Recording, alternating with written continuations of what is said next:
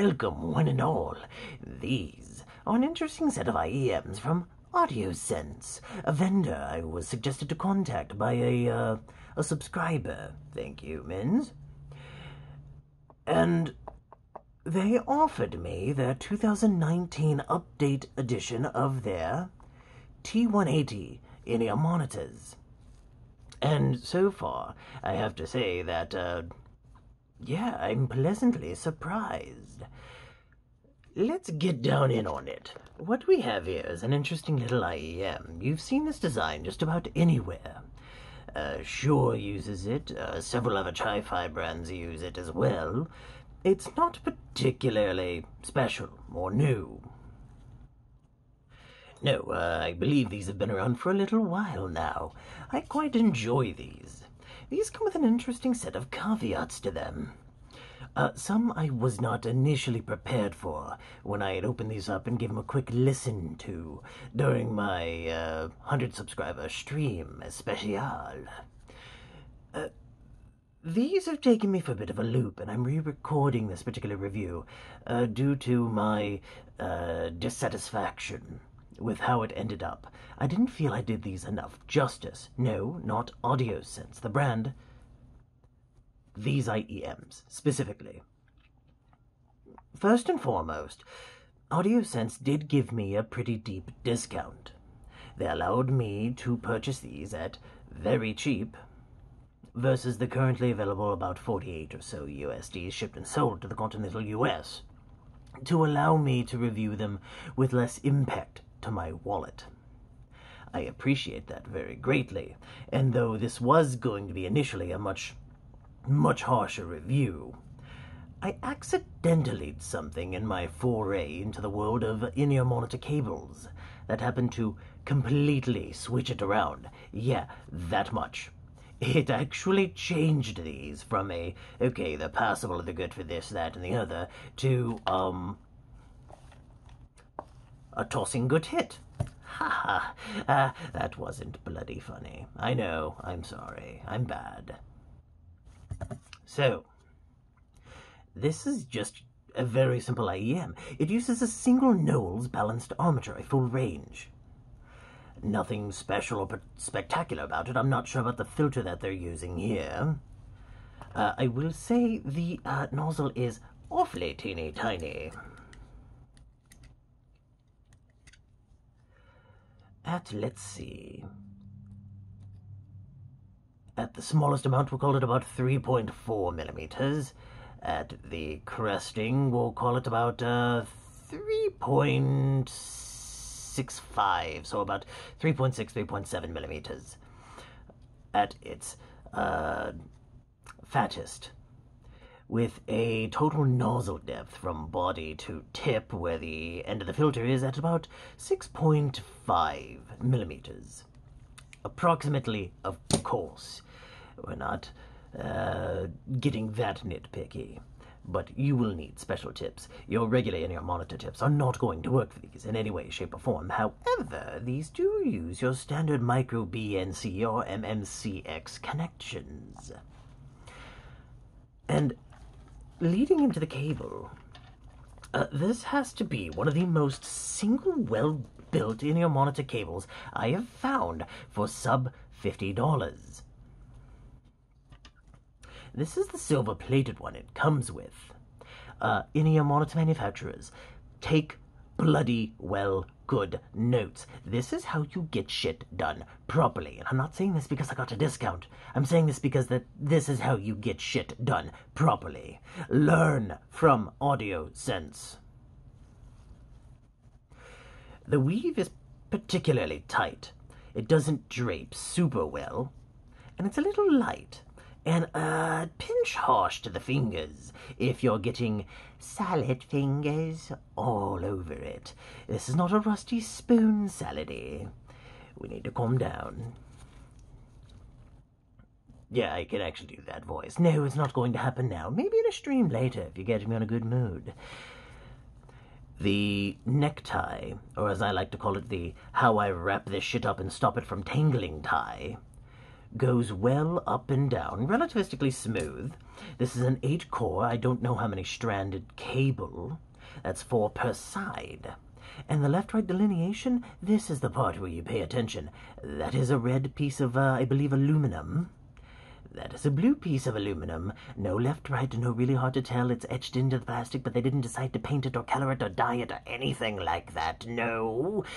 This is a very simple red-blue ring. You delineate simply therein. The memory sleeving, not a memory wire. See, look, it bounces back. It's like a slinky, but with sound delivery. It's rather aggressive in its nature to do what it do, and that is hold IEMs and make them work for you. Oh God, that rhymed. Jesus, I'm a wizard, not a magician. Okay, continuing. But it's a reasonable Y-split, a reasonable length. The angled jack fits very well into the cell phone's case of my V50, which I'm using to record right now, and sits relativistically flush with a very ample strain relief. Like, really, that's a lot longer. That's almost twice the length of what I would normally see, if not maybe a third more on even some of the more thorough plastic ones. The polymers they've decided to use are a bit rubbery feeling, kind of soft, but not terribly mushy. It feels, honestly, fairly solid, considering it's a plastic or a polymer of some form or another. This is aluminum. You probably can't hear that, but that feels really nice. Knurled, very good. Solid snapping connection on these. Really happy with these. And if you watched any part of my stream, which I doubt you would, it's about 3-something hours long. Little too long. Yeah, I know. I had said, ooh, that's a problem, when I put on Snova from Scantech on the Unit album. That still hasn't changed with the Oopsie I figured out. It still doesn't handle extremes in any one range of frequencies very well, bass leading it to distort at moderately high-ish to high volumes. And when I say moderately high, I mean past normal, easy listening volumes that honestly you should be listening at, so I guess I should say at high volumes, for most of us normal audiophiles that go against the grain. But I happened upon an IEM cable in Amazon, and I'm sorry, Audiosense, I know this is a little bit of conflict of interest, but this is how you know I'm being honest. This is from KB Ear, the same guys that did the F1 single balanced armature Belsing branded monitor, in-ear monitor. This is a 16-core, unknown strand, pure copper, OFC if I'm not mistaken, so oxygen-free copper. This uses a really nice Y-split that's reasonable in length and split amount. Very smooth anti-tangler while I wrap it up. The only downside to this particular cable that you'd have to buy off to the side is, unfortunately, even though it has a nice red delineation point and a clear for the left, the memory sleeving is a little bit gimpy. It just kind of does what it do. So maybe gimpy. So, wimpy. It's a little slacky. Why work today when it could work for you next day? But it never delivers. And that is when I figured out, ooh, hey, copper. Copper makes these things sound amazing. So right now we're about 9 minutes or so in, maybe about 8:50. Yeah, about 8:50, 9 minutes. The go or no go. Now, there's going to be some severe caveats to this, and I suggest very highly you listen after the fact, but if you already know what you're looking for, and you're looking for the yes or no answer to that, to an addendum of your data that you've already collected, yes, these get some of the easiest go that I have ever had, not because I got these for less than $20 from Audiosense as a way to help me to review them. No, no, no, no. I would gladly pay $50, the same cost as the 10 T2s, for another pair of these, again, out of my pocket, flat up, straight out. I would pay for these again if I broke them, full priced. I would not ask for a discount because Audiosense deserves my money. They deserve your money if the following caveats are something that sound good to you. Okay? All right, we're at 10 minutes. For those of you that have gotten your information that you like within your 10-minute buffer time because your attention span is relativistically short, thank you for stopping by. Feel free to drop into the Discord anytime you like. Do the rest of the stuff if you feel like doing it. If you don't, then fuck it. I don't care. I'm not here to make money. I'm here to experience and share. I'm a wizard, not a moneymaker. So, see you in the next video. For the rest of you, stay tuned, don't move. We're not done yet, baby. Okay, so we'll start with stock silver cable that comes with it, and I'll go from there. Initially, I found them particularly shouty and a bit shrill and sibilant, even on some more well-recorded tracks that were a lot more calm, chill design tracks. I thought this was going to be another bell-sing balanced armature from KB, such as the F1, and I don't like to make comparisons. I like to review something on its own merit. But unfortunately, because they're within the same price bracket and they're kind of trying to do the same thing, I'm going to tell you, sorry, KB, you lost this one. This gets my money. Even though it's slightly more expensive, this gets my money. Easily gets my money. Because even though it becomes a bit shouty and sibilant, for stuff like orchestral pieces, very jazz, piano, vocals, oh my god, yes, I freaked out on the stream over the vocals. They sent shivers up and down my spine, and they satisfied me like no other in-ear monitor currently had listened to. Yeah, these two vocals, in my personal opinion, to my tastes, on a silver cable, better than the GT3. They just had a resonance and a texture to them that just, it felt ethereal. Just, so good. And it's a Knowles balanced armature, so it goes without saying that, yes, the vocals are going to be good because they're meant for hearing aids, more or less. So, yeah, it kind of has to do vocals, pretty fucking well, doesn't it? Well, it do. It do. Very well. Then we get into the mids and the lows. I found I wasn't satisfied enough with, even though it was well-made, or is well-made, and I do enjoy it, silver-plated copper does not satisfy me. And for those of you that are naysayers that say, oh, but Farsil, none of them extra wires and platings and what's who's, it's murder. And I will tell you to shut up, you dumbass hick. You don't know what the hell you're talking about. Sit down and let me learn you some knowledge. Grab yourself some shiny boomstick, and we gonna have us a good learning. Hey, boy. That's what I thought. When you add copper, you tend to calm things down.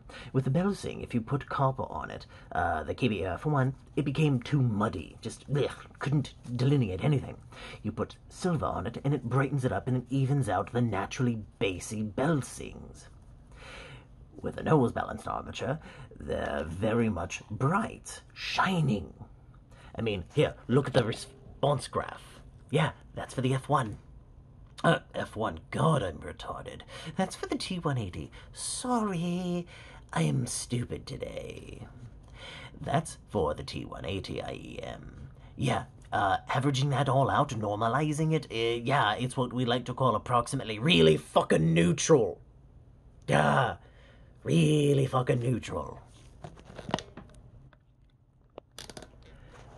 Kind of impressive, isn't it? I know. It blew my mind when I saw it, too, and I was like, well, what the hell is going on? Put the copper on, and it's like, oh, shit, on a biscuit. I get it. Let's have ourselves some shit on a shingle and enjoy ourselves. God, that is such a good food. If you're not from the South, just seriously look it up. You're going to be very, very confused and wondering why I'm into scat. Because I'm not. It's a food. Look, bad joke bad, look it up. It's a Southern-style food. Meat, gravy, biscuits, good, shit on a shingle. God damn it, I hate how... Ugh. Well, whatever. So, I brought that into play, and then suddenly they opened up as if magic. Yeah, wizard, remember? Magic happened, and I could not pull these out of my ears before. You couldn't get me to really put them in for any long length of time. And now I didn't want to take them out. The bass is interesting, and we'll start off there. The bass has 0 kick, 0 punch, 0 immediate hard thump. That does not exist in this. It's not designed for it. It does not have a dedicated low frequency. It is an all-rounder. It does all of the frequencies on the single balanced armature. What it can do surprisingly well, given the size and the type of BA that is in there, is that it has a low, deep, ephemeral, smolderingly warm, reverberating, rumbling bass. So that's something that has it in ample amounts, like any Chilltronica or any chill step that is not that is correctly recorded and not overly noisy, so it doesn't confuse any drivers at all ever. It just is warm and rumbly. Drums sound just they have a bit of a punch to them. I know I just said it didn't have punch, but there's more frequencies in play than bass when you go with drums, so do keep that in mind. But it was satisfying. I could hear it, just the resonances. I enjoyed it. Now, we took a peek at the frequency response graph just a moment ago, and the mids get an ever so slight elevation. When you add copper, what happens is it elevates that. And it brings up the lows and the mids, and it rolls off the edge on the highs, so male vocals are a bit more pulled out and present, even in metal, even in all of your electronica or everything else. Honestly, these worked for everything I put them on. And these were very non-punishing once I took them onto copper rather than silver. Hiccups, Jesus. Personally speaking. So, male vocals covered.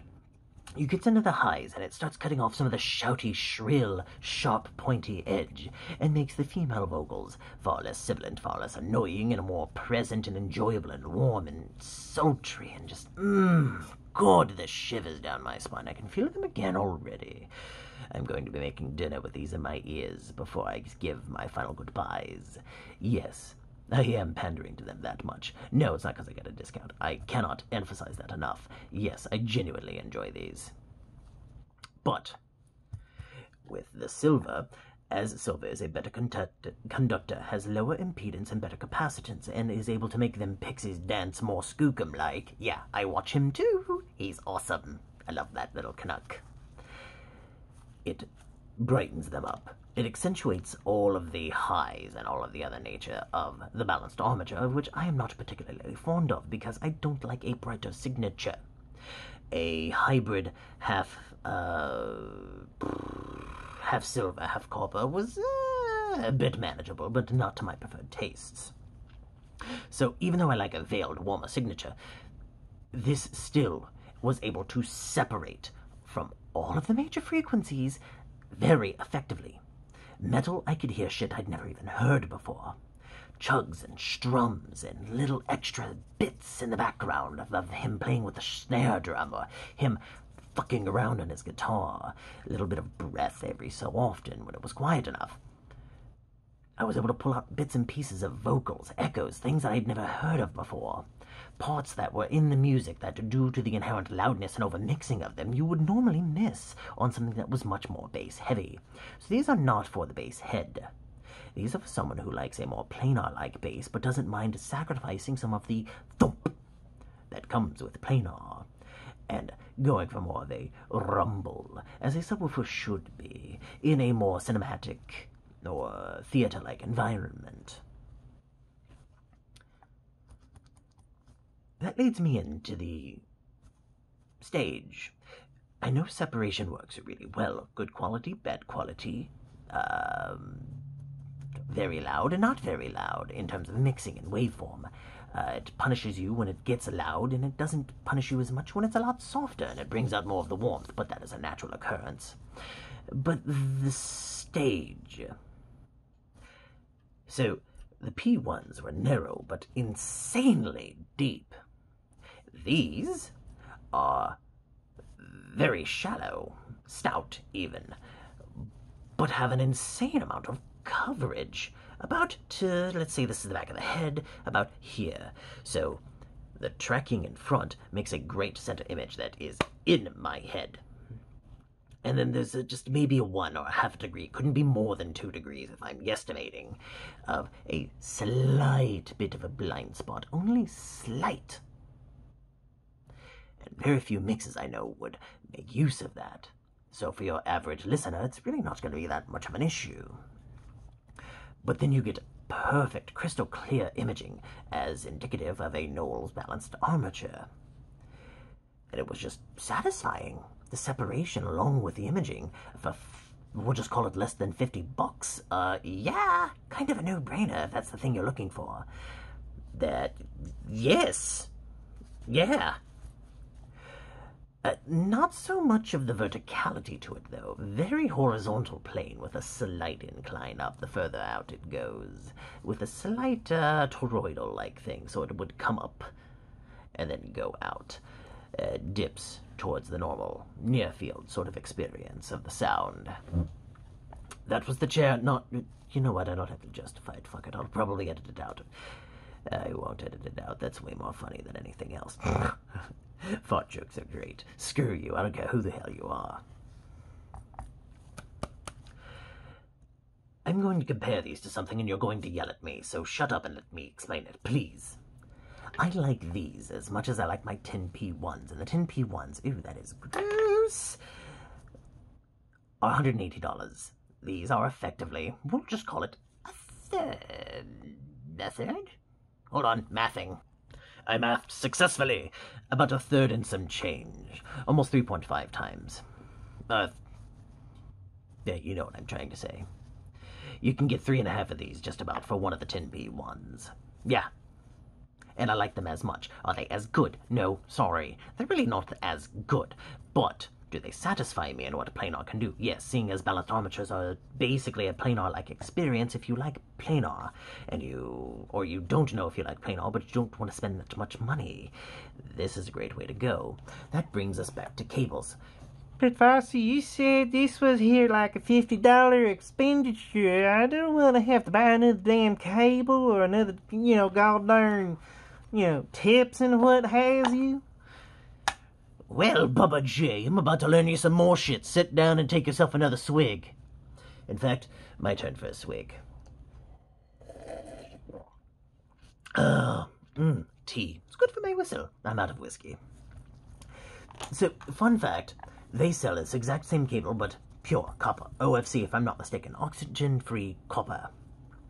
And I was told very specifically by them that if you create an order and message them directly, and I will link to them, they will repackage it as all of their IEM packages they sell currently on Audiosense main store, minus the T800s, the $300 model.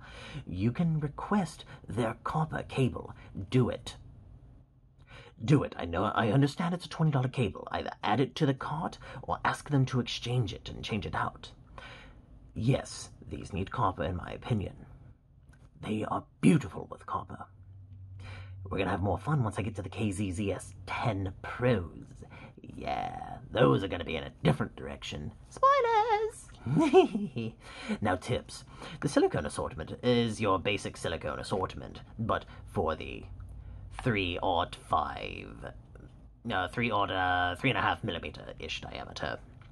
These come with a rather fast rebounding memory foam, relatively comfy, kind of stout, a little shorter than I would enjoy. I like the long boys.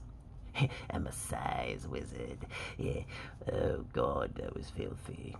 Anyway, reasonable in quality, to be honest. Has a slick sort of look to it, so it's very smooth, goes in and out really easy. The rebound force magnitude is manageable. So, yeah, all in all, this is a total package that you can ask for a copper cable that is of good quality for $50, approximately, shipped and sold to you. From a seller, I am now going to go through all of their stuff, all of their IEMs, and I gotta tell you, yeah, I'm gonna ask for some help. Considering one of their IEMs is like $300, ain't got that kind of scratch just laying around. Not any old day. Would I? Yes, in a heartbeat. If I could easily afford it, yes, I would pay full price. But I would like to ask some help from them. So, Audiosense, you'll be getting a little message from me here pretty soon. These are awesome. I love them. I love them. These are not for everyone. If you're a basshead, avoid it. Walk away. If you're a mids kind of person or a vocals kind of person, copper or silver kind of your thing. I happen to like copper because it works with everything. Seriously, everything. I put this on all kinds of music. I'm not fucking with you. All kinds of music. And I know this is getting long and I'm being really redundant, but I cannot hammer home the point that this is a genuine reaction. Oh my god. They have no idea how much of a service they did for me. By me getting a discount. They did me a favor more than I am doing them a favor by doing a review on the cheap. Yeah. These are staying. These are staying. They're gonna get used a lot. And I'm gonna order their copper cable because I happen to like the way it feels and looks. I mean, this one feels and looks great, but this bugs me. A lot. Like, a lot. At work, while I'm trying to evaluate IEMs, at work, yeah, no, that shit bugs the piss out of me. Ooh, shit, I forgot. Fit. Fit was a little weird. I had to kind of, so imagine this is the earlobe, right? I had to kind of fit it up, like this, so that the cable would go around. And with this particular bend and how aggressive it was, it would push down a bit and just to make it sit in that upper, so we'll say this is the right ear, the upper left part of it, looking dead on the ear. I could fit it flush, but I found the back of it was a bit painful. Some people with bigger ears will not see an issue, and the stock foams will be even less of an issue for you personally. That's why I had to use these. Now, I did do the stock foams the way I found made it fit really well. Well enough that I took a 4 to 5 hour nap with my cuddle pupper in bed, and I woke up rejuvenated, well-rested, comfy, happy, and most of all, not fatigued in any way, shape, or form. And I enjoyed the music. Great dreams. I did, in fact, travel far and wide, my children. I'm not joking. If these sounds of the signature sound good to you, the separation sounds like something up your alley, if the vocals, the clarity, all of it sounds like something you want to try, this has my personal recommendation. It is not going to be for everyone, so I do apologize if you get them and you don't like them. This is the world of audio. It is all extremely subjective. Just remember, if you get the silver cable and you don't like it, you probably did it wrong. My opinion. Okay, it's been quite a while. This has been a very long review. I'm so sorry, but I had to do these justice. I am legitimately sad that I have to move to the next set of IEMs or the next device because I don't get to just sit here and listen. These have become part of my everyday carry. And now I have to go to the next one. But the bright side is I'm looking forward to getting my hands on some of their other devices. Other devices. I haven't decided what the next device will be, so that'll be a surprise for all of us. Have a beautiful morning, a wonderful afternoon, a pleasant night, and wonderful dreams, my children. And may you travel far and wide within the dreamscape available to you. So long as you come back again soon to see me, your favorite wizard, the great Farsil. Don't forget, by the way, join up on the Discord. You never know who you're going to meet there. Hey, you might just get to enjoy my company, for all that that's worth. The community is amazing, though. Well, that's all. See you next time. Poof.